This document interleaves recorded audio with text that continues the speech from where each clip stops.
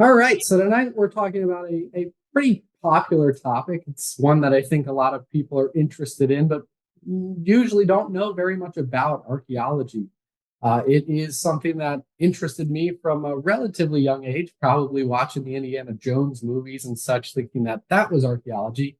And then getting to college and taking some actual courses in it and realizing there's a lot more to it. It's a lot more scientific. There's a lot more science to the process of just finding the artifacts that were left behind. And for me, the part that has always drawn me to archaeology is that is the most tangible connection that we can make to the past. In many cases, many times, these items, before they are brought out of the ground, come out into the light again. The last people to hold these items were these soldiers, these individuals who used them 160 years ago. So that is a very neat connection that I think for me is what makes archaeology so interesting because it's not like working in a museum in the sense that you see artifacts every day, but rather you're getting to experience holding that for the first time in 150, 200 years, depending what time frame you're looking at. And so the archaeology that is done here on the campus of the seminary is specifically done for the museum before it's put in here. We're going to look at what those kind of two phases are that occur here. It's quite a large project that is done with three separate organizations. But I'm coming at this topic not as an archaeologist, but rather as a public historian, somebody whose job is to take the artifacts and tell the stories. And so, what stories can we learn not only from those items, but where those items are found, right? That's all part of the puzzle. That the more pieces we can collect, the better a picture we will have of the events that transpired here. And so, obviously, Gettysburg is probably the most well documented battlefield here in North America. We know a lot of information, but yet there are still pieces that are missing. And so sometimes archaeology can help plug some of those holes for us. Now, sometimes archaeology differs from the historical record, and we'll look at some of those cases as well.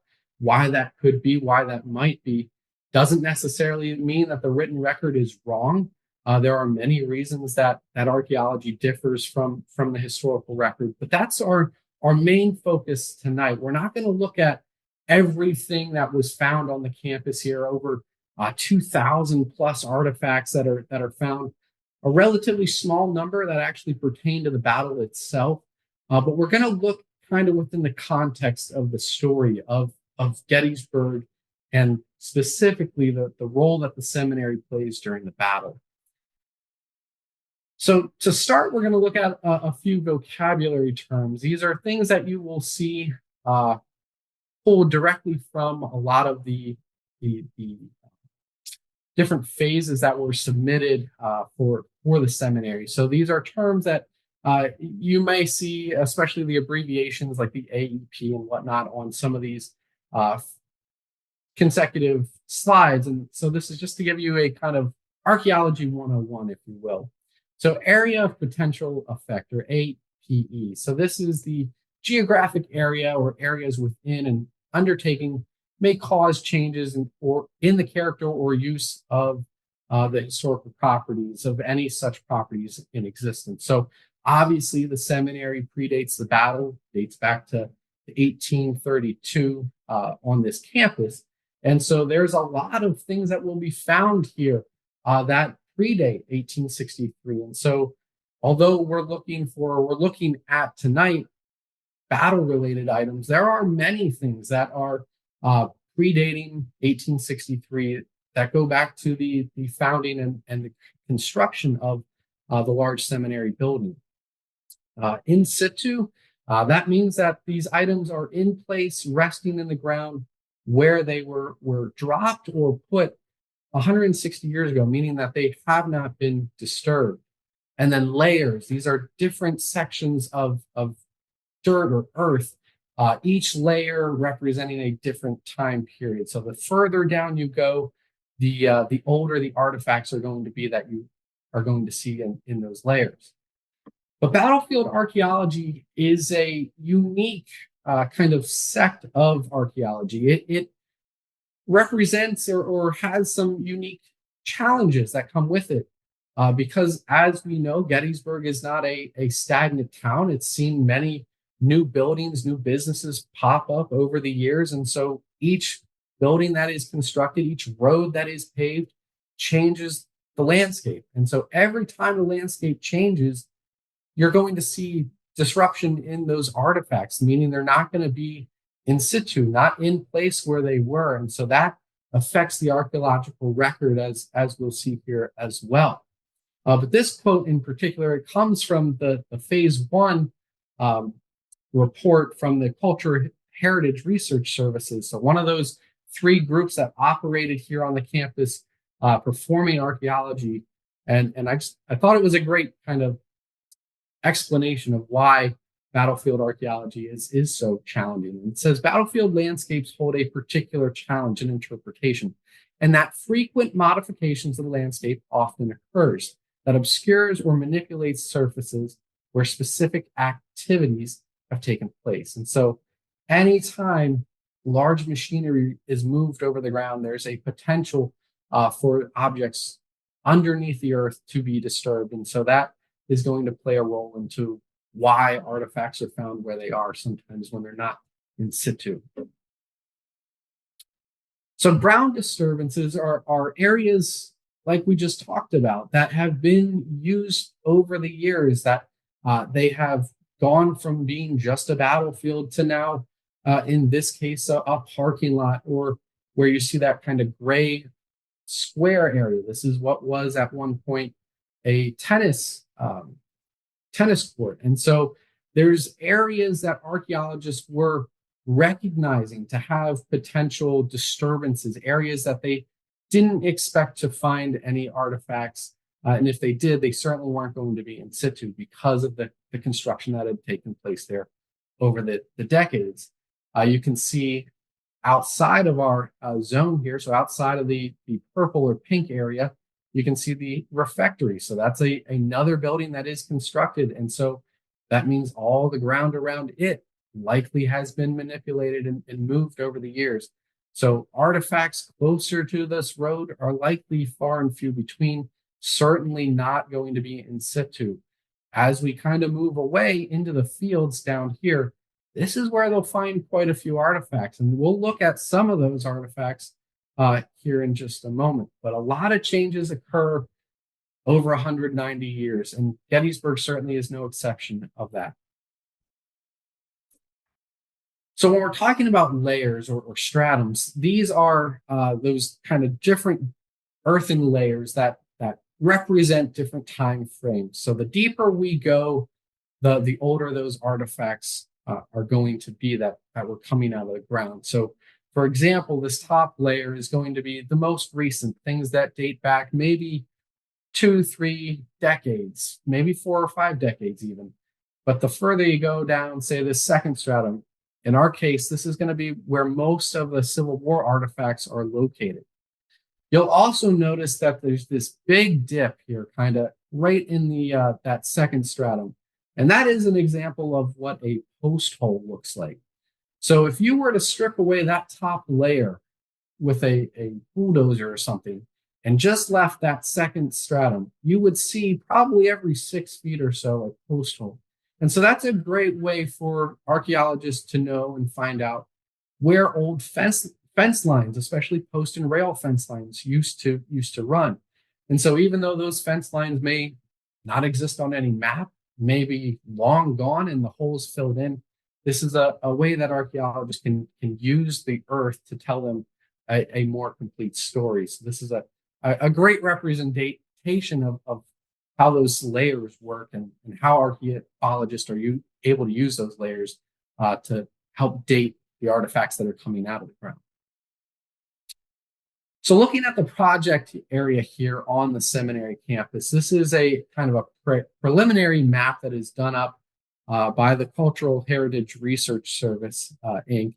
And this includes the walking trail, which is now a complete walking trail. But at the time, you'll see there's kind of a little red section that cuts across in what is today our parking lot.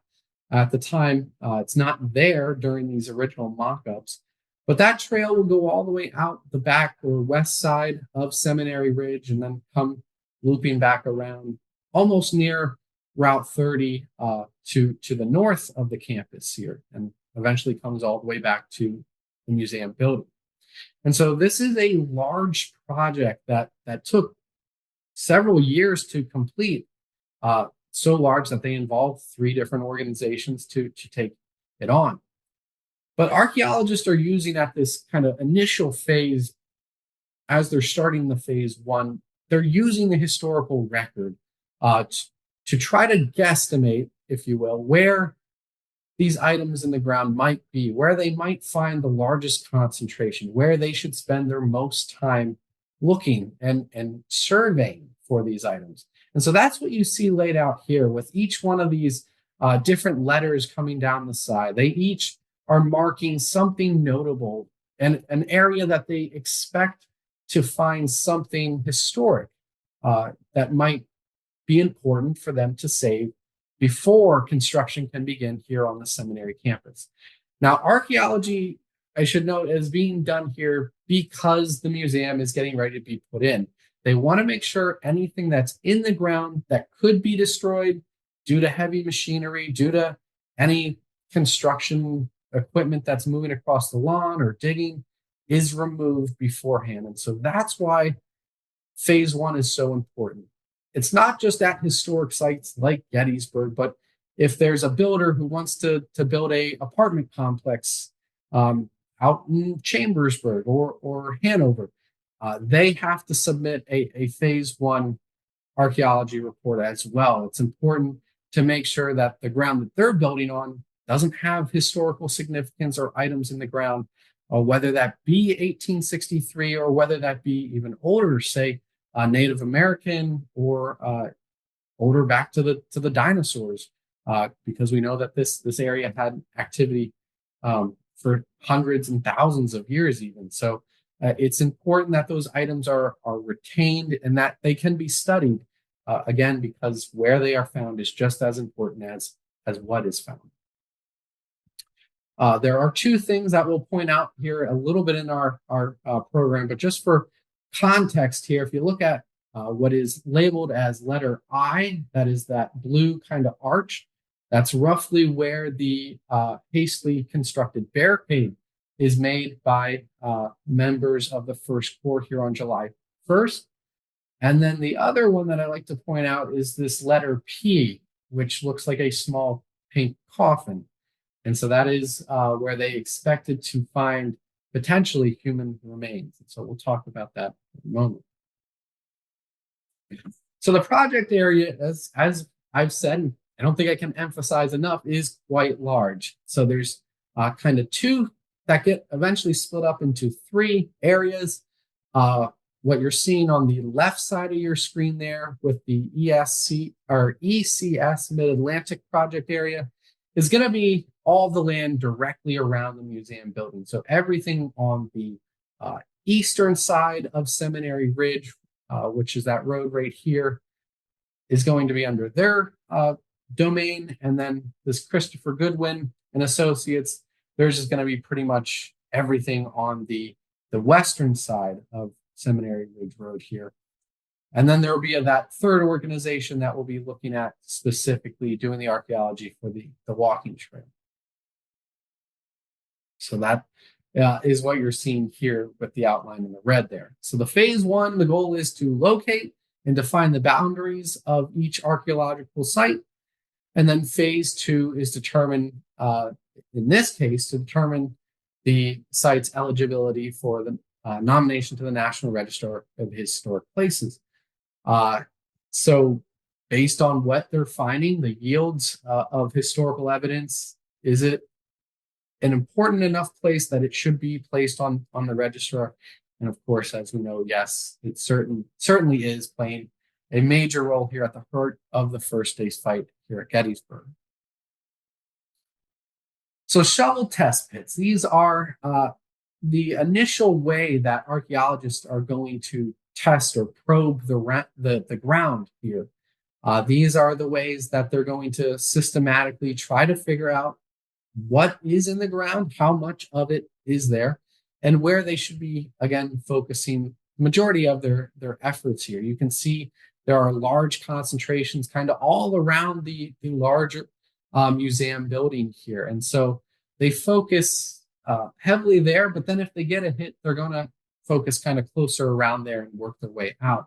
So that's what you see here. Now, this particular map, it shows both phase 1 and phase 2 shovel test pits, but as well metal detecting. So because this is such a large area, they're going to be using metal detectors to help kind of narrow down the scope a little bit as to where they should be digging and looking for these artifacts.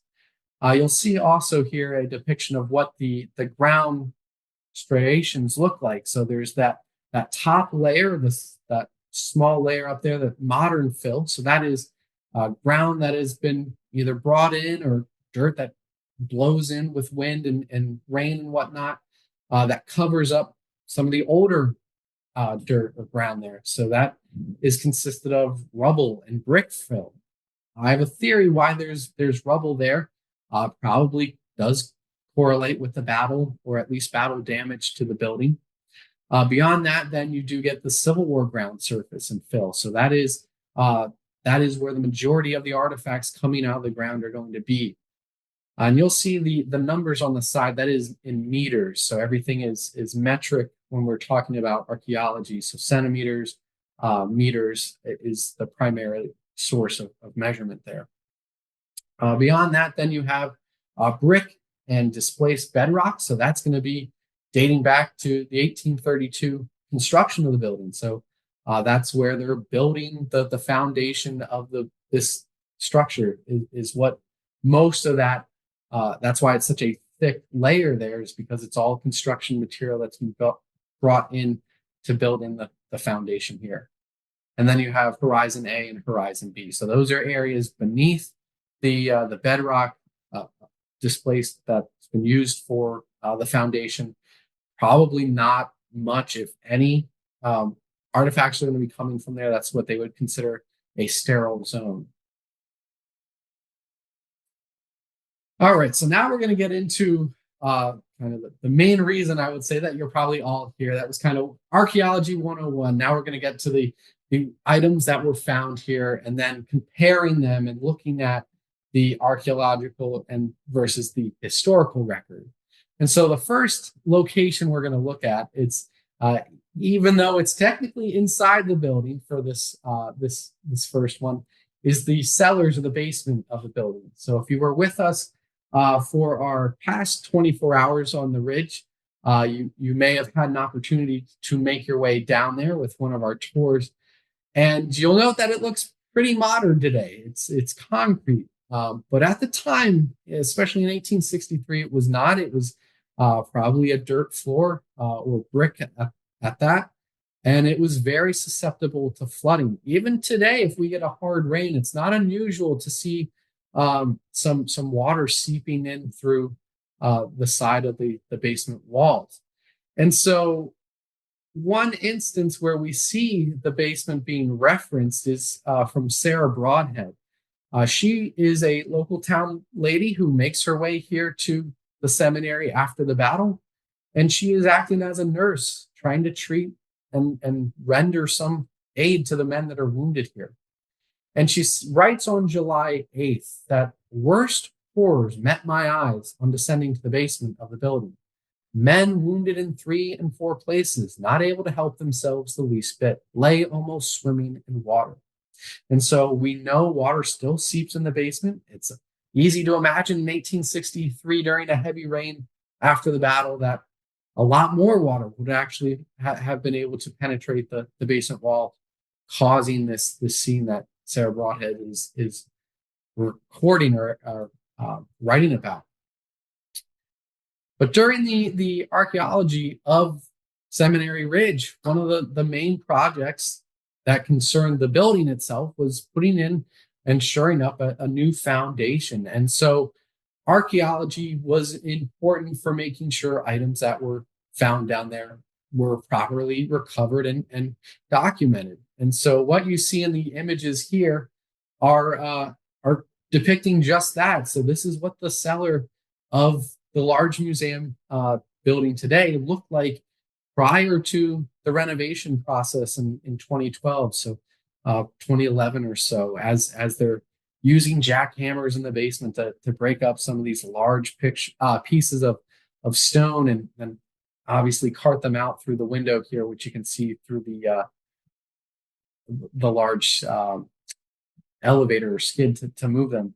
So there are 36 artifacts that are found and recovered from both cellars and the crawl space between, including 2 small pig bones and a clay marble. So the interesting part with archaeology is we kind of have to go with the top most basic or most general explanation. And so there's no way of knowing exactly how that clay marble got down there. There's no way of precisely dating when that clay marble was placed or may have fallen between a floorboard and made its way to the cellar. But it makes you wonder, right? Is this a clay marble that was owned by or played with by the Ziegler children? We know that there are young children that lived in the seminary and that their parents took care of the seminary. And so it's not unusual that we would find pieces of what was kind of the mundane or everyday life, a children's toy found in the cellar. Now, marbles could have also been played by soldiers, a popular game as well. So how that item got there, we don't know, but it's a piece of the puzzle that lets us know somebody was playing marbles. And so that's kind of the most general level that we can say is someone played marbles. Who, when that was, we don't know. There's not an exact date that you can associate with some of these artifacts. But again, it's another piece of the puzzle.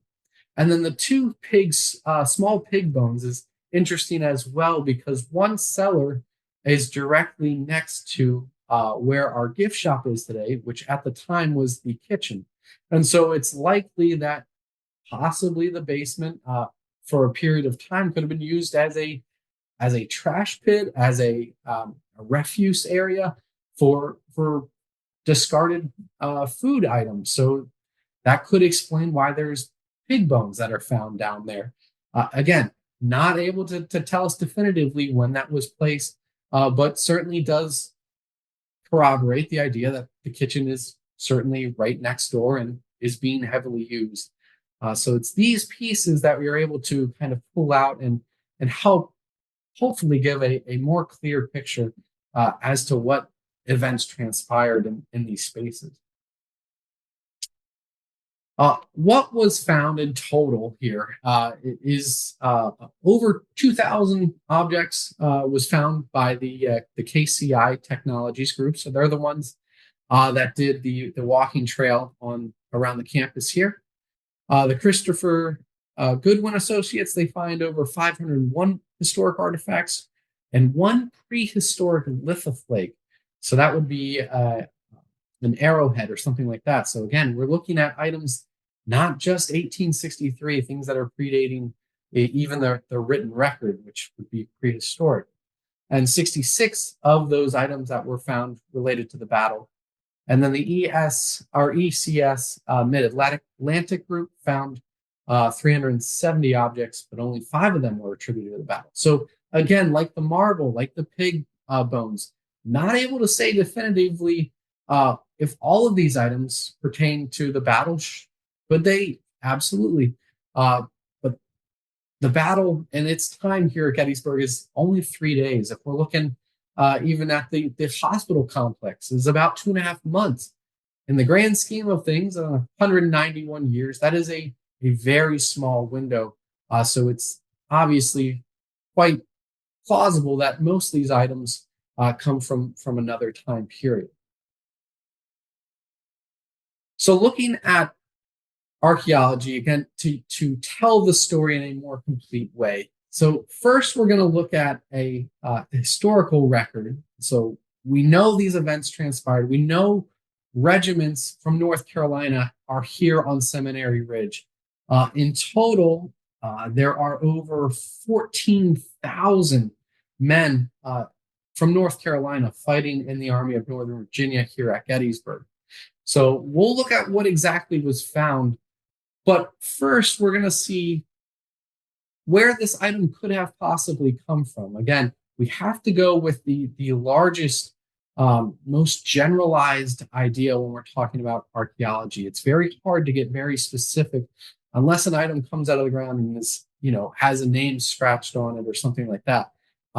Archaeologists typically work with kind of the very generalized, most broad conclusion that they can make. So the first quote here comes from Alfred Scales' official report, and he says, "I immediately ordered my brigade to advance. We passed over them being Pettigrew's brigade, up the ascent across the ridge," this would be coming over McPherson's Ridge, "and commenced the descent just opposite the Theological Seminary. Here the brigade encountered the most terrific fire of grape and shell on our front, and grape and musketry on our left." And so some of the regiments, or the regiments in Scales' brigade here, are going to be the 13th, 16th, 22nd, 34th, and 38th North Carolina. Another unit that is going to be present here on Seminary Ridge, consisting of almost exclusively of North Carolinians, will be Alfred Iverson.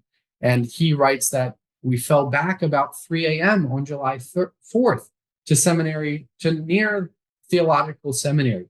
And so here we have two different times during the same kind of general umbrella of the Battle of Gettysburg, but two different days in which we have North Carolina troops here on Seminary Ridge. And so what does one of these unlucky South Carolina or North Carolina soldiers lose here? They lose a button. So there is a button off of a North Carolina soldier's coat, which is recovered here on the seminary campus, roughly where our parking lot is located here today. So to give you some context on the map here, what we're looking at, this kind of C shape, if you will, would be where you pull off of the Seminary Ridge Road, turning down into the parking lot. This would be our powerhouse or maintenance building, and then the library building across the street here. So our museum would be roughly where you see Area B located here, just off the map. So that gives you some context as to where the item is found. But how did that item get here, right? We don't know. Archaeology is limited in that way. We know by comparing what we just read with the historical record that there are North Carolina troops, in fact, here on Seminary Ridge, and likely on July 2nd as well, moving through the area, coming up and down Seminary Ridge to go down towards the fields of Pickett's Charge, or even going off towards to Culp's Hill on the eastern side of the field here. So heavily used area around the campus of the seminary by Confederates, but we know a state that this button comes from, but again, who it was from, what regiment, or what time this was dropped. Was it on July 1st during the fighting against the barricade here on Seminary Ridge? Was it during the retreat as Confederates are pulling out? Does a button come loose off of a soldier's uniform and fall off? We don't know. Those are the holes that archaeology leaves us with, but it corroborates the written historical account. We know that there are North Carolina soldiers here. Some of the other items that are featured in the picture here, this is a gun hammer that is broken off on the bottom. Just above that, you'll see it's a knapsack hook. So presumably falls off of a knapsack of a soldier. We know that there are men at some point, First Corps soldiers, that place their knapsack kind of in a reserve somewhere around here on the seminary campus. Could have fallen off there. Again, could have fallen off of a Confederate on July 2nd, July 3rd. We don't know. That's the hard, tricky part with archaeology. We can narrow it down to a general date of 1863, but getting more specific than that really does get quite challenging. So another historical record that we're going to look at, a piece of archaeology that corroborates this, is Schmucker. So Schmucker writes about the damage that the building sustains during the battle. And he writes after the fact that the seminary edifice was perforated by several balls and large portions knocked out of the northeast gable corner. There being also a crack in the wall extending over 2 stories. The question arises whether that portion of the gable must not be taken down and rebuilt from the foundation. So a large portion is knocked out due to the artillery fire coming over from Cemetery Ridge, Cemetery Hill, aimed at Confederate batteries on Seminary Ridge. And unfortunately, this large seminary building becomes a unexpected casualty in that fire. So what does the archaeological record say? What is found? Bricks, right? So there's a collection of broken bricks, or specifically, they say that it is a ceramic, historic ceramic. And so if you can see on the left side of your screen there's a image taken, and it's one of the shovel test pits or test unit is what this archaeological organization was calling it. You'll see the stick up there is for measurements, so 1 meter wide. And the layer just underneath the brown soil, you'll see there's a dark red kind of composition, and that's going to be that historic ceramic or broken bricks. And so where this is located for context is to the right here. You'll see a map. The museum building is here in the middle, and that test unit 4, is located just steps away from the staff entrance of the museum. So just to the north of the museum building, right near the northeast gable of that is presumably struck by artillery shells. Also found in that test unit is a shrapnel fragment. So it is very plausible that that same shell that took out the northeast gable, in the same pit, we have the broken ceramics, the broken brick, as well as a piece of that shell that actually damaged the building. So here we can have the historical record, which is written by Schmucker, corroborated by the archaeological record. So again, telling us that these events, in fact, did transpire the way that participants remembered or recalled them happening. So it's a great way to kind of check history, if you will. All right. So another shrapnel fragment that's found near the building is the one that you'll see featured on your screen now. It's a relatively small piece, only about 5 or 6 centimeters long. And where it is located is in shovel test pit 14. And so if you see the arrow following it across the map there, shovel test pit 14 is located just a few steps away from where the large pine tree is today. So if you were to walk out the front of the entrance of the museum, walk around in the grass, you'd see the large pine tree. It would just be a few feet in front of that is where this artifact was recovered. And so this particular artifact I thought was noteworthy because it had a note in it, which you can read here. But it says that as the archaeologists are discussing this finding with the historians here at Adams County Historical Society at the time, they were rather intrigued by this because they were aware of an account that is written by Jeremiah Hoffman. He's a first lieutenant in the 142nd Pennsylvania. And he writes, he's wounded on July 1st, just for some context here. He's wounded on July 1st. He is brought into the building. He is actually one of the soldiers that will be responsible for placing Mrs. Ziegler's red petticoat above the seminary building, flying it from the cupola as a makeshift hospital flag. But Hoffman says that on the second day of fighting, there was a shell that burst under the entry door quite close to the room that he was occupying. The entry and adjoining rooms filled with smoke, and the cry was raised, "The building is burning." So the room that he is occupying, if we scroll back here, would be what is Today, the ladies' room would have been just off the down the hall from the main lobby. He says that he's able to look out the window. He can see the Union guns on Cemetery Hill aimed at Seminary Ridge firing.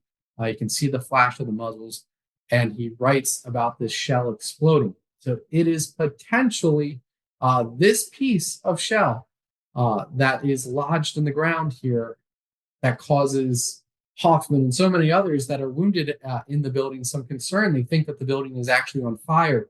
That's how close that the shell explodes to the building. And it makes sense that this piece is not directly next to the building because fragments are going to go in every which direction there. And you can see that they believe that this is actually the fuse end of an artillery shell. So that kind of the end piece of it. So it makes sense that while these shells explode, that they're just going to absolutely wreak havoc in every direction. And that if this shell did in fact explode quite literally closer to the building, that this piece would end several feet, if not a dozen yards away from the building. So an interesting find there that they were able to corroborate at that time with a historical record. And so kind of doing what we're doing here tonight with several other artifacts.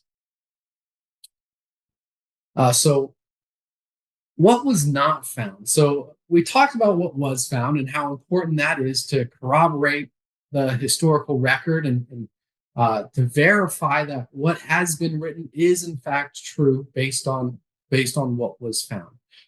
But what was not found is sometimes puzzling as well. So I mentioned the barricade a little while ago that early on the archaeologists expected to find some remnants of that barricade where it may have been located. Even today, we have a pretty good guess exactly where, but because there's no archaeological evidence left behind of it, there's still some question exactly the location of it. But we know almost, I'll say without a doubt, that there is in fact a barricade constructed here on July 1st.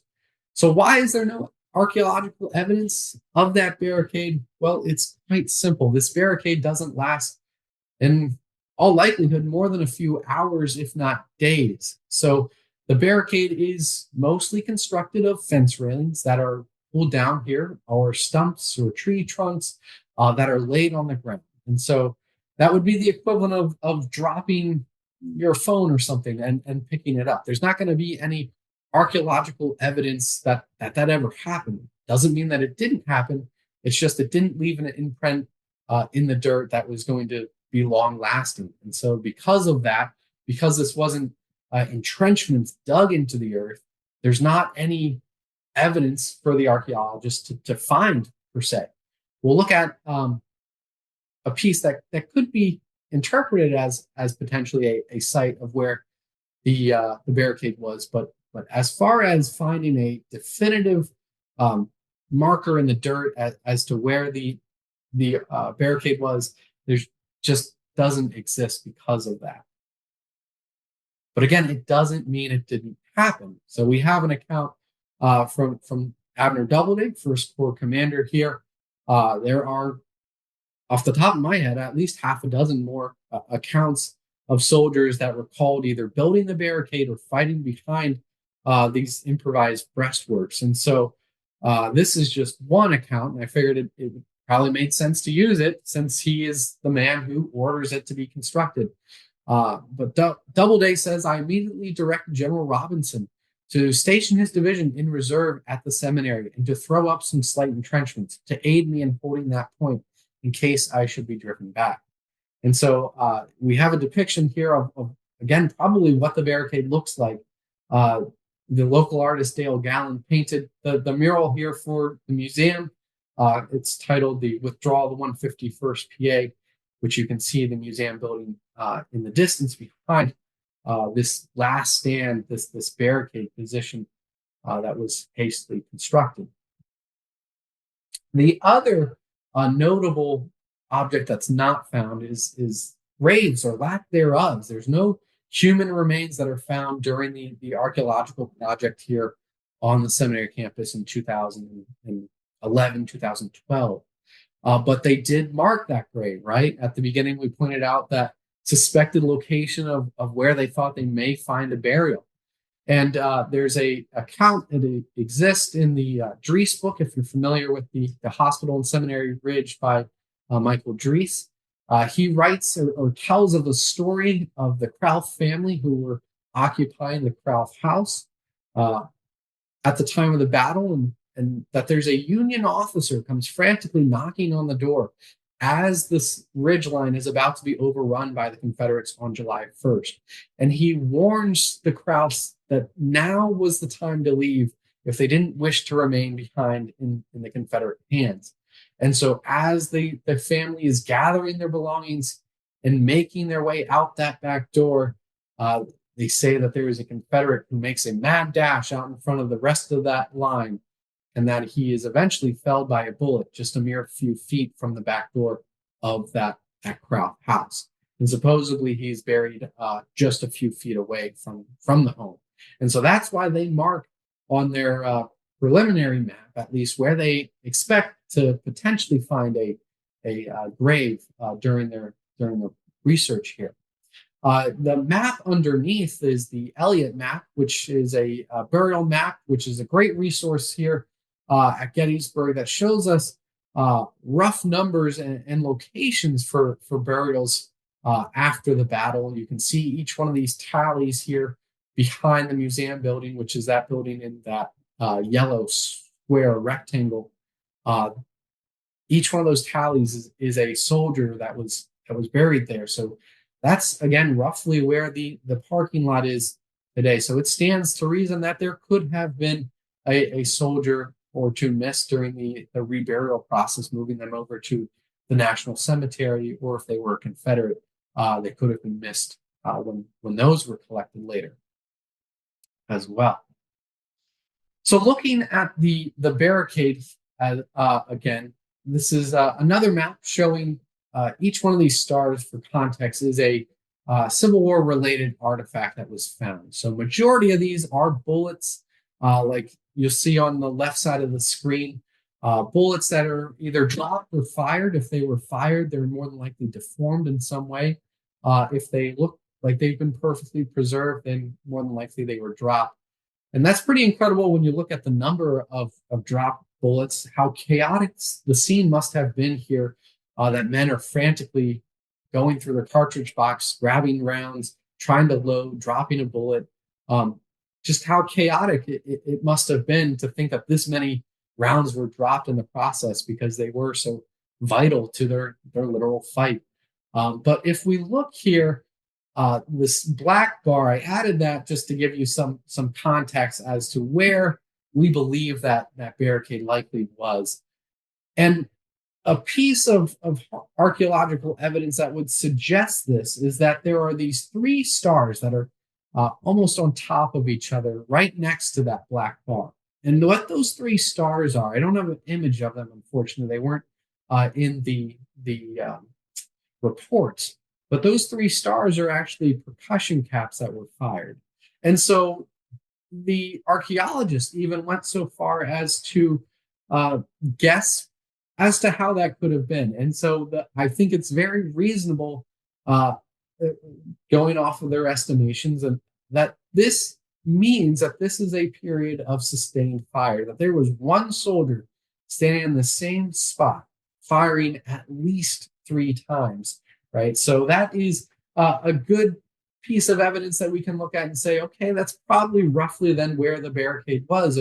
If there is somebody for a sustained period fighting and firing in the exact spot, that every time they're reloading, they're pulling that percussion cap off, and it's falling to the ground in the exact same spot. So that's a really neat piece that's not conventional, right? We're not finding a rail from the barricade in the ground, but rather it's an artifact associated with the battle that can help us build a more complete picture and hopefully show us roughly where these events transpired because of that.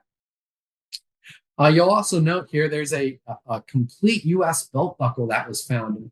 And that arrow is drawn over to show you which star it was. So that would be, again, out behind the parking lot. The parking lot would be where you see that kind of pink checkered pattern.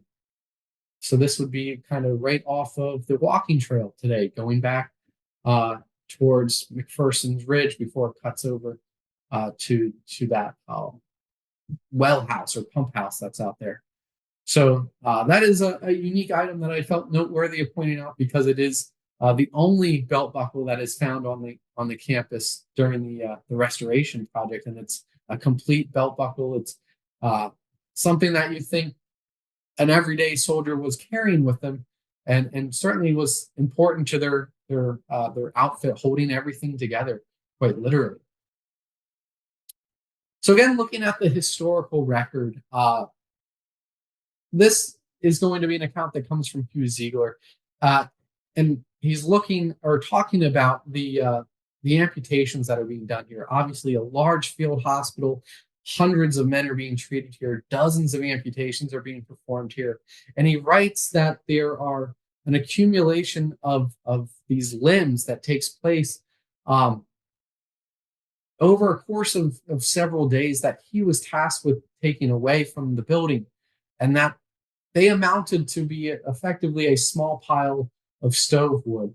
And so when we look at the maps and we look at the archaeology that's done here, there's no limb pit discovered. There's no limbs that are found here. And although it would be a gruesome discovery, it would certainly unlock a lot of clues for us as historians, right? Being able to decipher what amputations were done here, what soldiers' remedies remain here. But it's likely, I think the most likely explanation for this is that the limb pit probably was located somewhere that unfortunately over the decades has been destroyed through any number of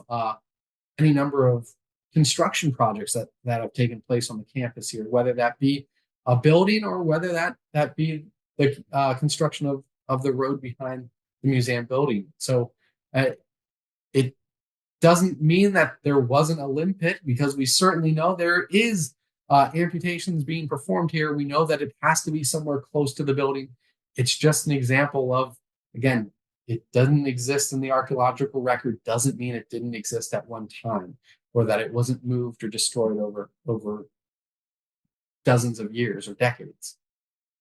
Another interesting on that topic, though, another mention of remains that are in fact found on the seminary campus. I mentioned this, even though it's not 2011 when the archaeology that we're looking at was done.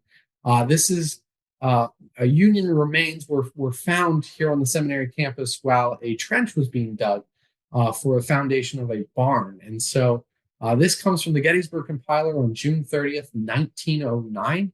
It says, in the work of digging a trench that lasted the week for the foundation of a barn belonging to the seminary on the west side of the seminary woods, Albert Williams found the remains of a Union soldier and what was left of a Union soldier's coat, several Union buttons, and a comb and mirror.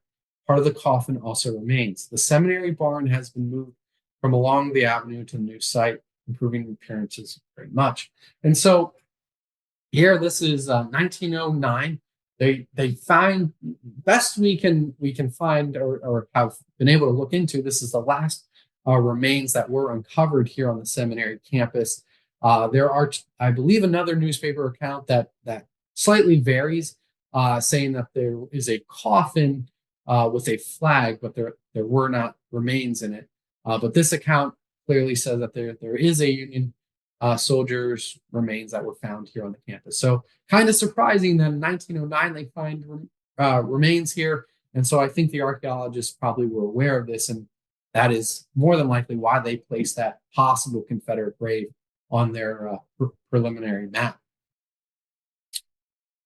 And so kind of in summation here, so we covered some of those big artifacts that are interesting and certainly play a role and have direct connections to the historical narrative that we're aware of. But there are some other artifacts as well that were found. And if you've been to our museum, you know that we have on each floor these small cases next to the elevator. And they are titled within these walls. So these are items that were found during the archaeology that was done, or the restoration of the building itself. So that case that you see on the right side there, those are items that were found during the archaeology. And then the case on the left side, those two letters were actually found within the walls. The exception of that glass ink jar, of course, that was found somewhere in the yard. But these are probably the newest update to the Seminary Ridge Museum and Education Center. These are a project that we recently had a grant to update, and you'll see in the picture on the left there is an iPad in front of it. And so next time you're in the museum, we encourage you to go through and check them out. They're not only at the within these walls exhibit, they're also in the surgeons gallery, the African Americans room, and there's a complete and most updated patient list as well in the survivors room. So these are ways for us to continue to update, continue to provide the most accurate information for our visitors and for our members, like all of you who continue to support us. This is a great way for us to be able to show you a more modern look at what was there. So there were these old flip books that explain the archaeology that was done here, the restoration of the museum, and we have been able to kind of give that a facelift and modernize it a little bit and be able to update it as well. So this is kind of the newest part of or the newest experience or exhibit that we now have on display and operational for all of you. And that ties in with our archaeology here. So there are a couple pieces as well to check out in person next time you visit our museum. And so with that, I think that about ends our time here. I'll be happy to answer some questions if there are any. But yeah, I want to say thank you for all joining us here tonight. It's a fun topic that I enjoy diving into, and certainly hope you all enjoyed it as well. Thank you, Caleb. And this was a program that Caleb first presented at our 160th Battle of Gettysburg anniversary on the Ridge last summer, and was warmly received then, and rightfully so. And we decided to have him do it again for this winter. And fascinating stuff there. Well done, Caleb. We do have a couple of questions already in the chat here. Jim asks, have you found any items at or near the location where the famous picture of 3 prisoners was taken? And of course, for context, for anybody unaware, there's this famous photograph of 3 Confederate prisoners that was discovered its location by William Frazanito, I believe in the 1970s. It took 110 years or so for folks to realize that this famous photograph was taken just north of the seminary building, right along modern Route 30. So Caleb, any items at or near that location? There are, off the top of my head, I don't know the exact items. So the way that this project, I think Cody and Pete can both attest to this. This was a very painstaking project because I had to go through and look at the maps of where these items were, of what was found, I should say. So like each shovel test pit is numbered and marked on those maps, as we kind of saw a little bit ago. But then there's a spreadsheet basically, and it just lists where the item was found as well as what it was. So to go back and find each one of these and then kind of map out with the a ruler, especially for those cases where they're not marked, where it was just the stars, right? As we saw with the map of the western slopes there of images or items that were found, I should say. There are dozens of items that are found kind of all along where our walking trail is today. So if you're not familiar, this image is taken where there's a stone wall today. And on the other side of that stone wall, our walking trail kind of cuts into the earth and goes down almost parallel Route 30 there. So there are items found. Off the top of my head, I don't know exactly what they were. I know there is a large concentration of artifacts down. If you went straight down our walking trail before you hit Hay Street down there, that would be what was the historic walking way up to the front of to the seminary, they find dozens, if not hundreds, of nails, and that is, of course, historically true because there are fence railings that line a portion of the walk, and so that makes sense that they would find a lot of broken nails or old nails down around that. But yeah, as far as items directly located near where that image is, I don't know off the top of my head exactly what they would be. I'd have to go digging into the records there, but I'm sure they're all listed. It's just taking the time to figure out what item came from what shovel, test pit, and whatnot. Jeff asks, do we have an estimate of the percentage of artifacts removed by souvenir hunters? Yeah, and I don't off the top of my head. I don't know. I would say today it's probably pretty low. There's not too many people that come out, and I definitely do not encourage anyone to go out metal detecting or anything like that, especially on the campus here.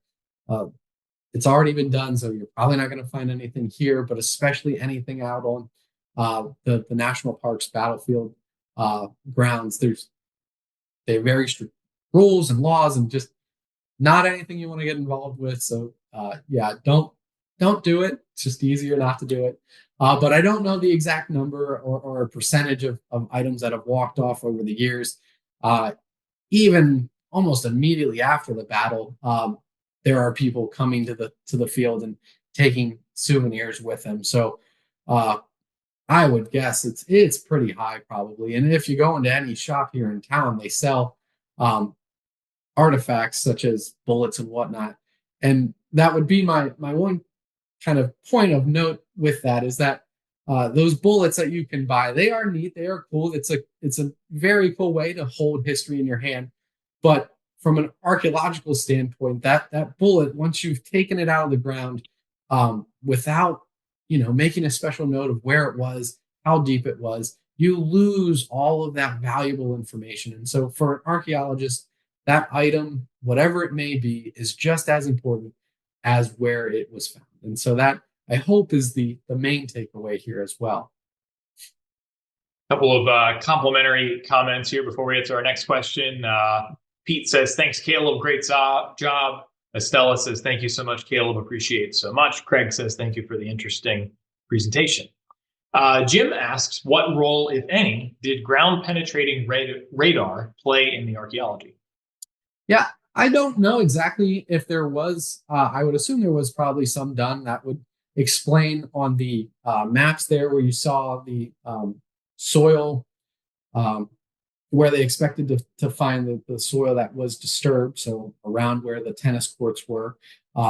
It makes sense that they would have used it to try to narrow down where the best likelihood of artifacts are going to be located, but as well artifacts that are in situ or remaining where they were dropped. So I don't know. I assume it was probably pretty large. Again, I would have loved to have been here for the archaeology just to witness it. I think that would have been a pretty cool experience just to see that large of a project taking place here, and of course on the seminary campus where it has such a important place to all of us here that work here. So yeah.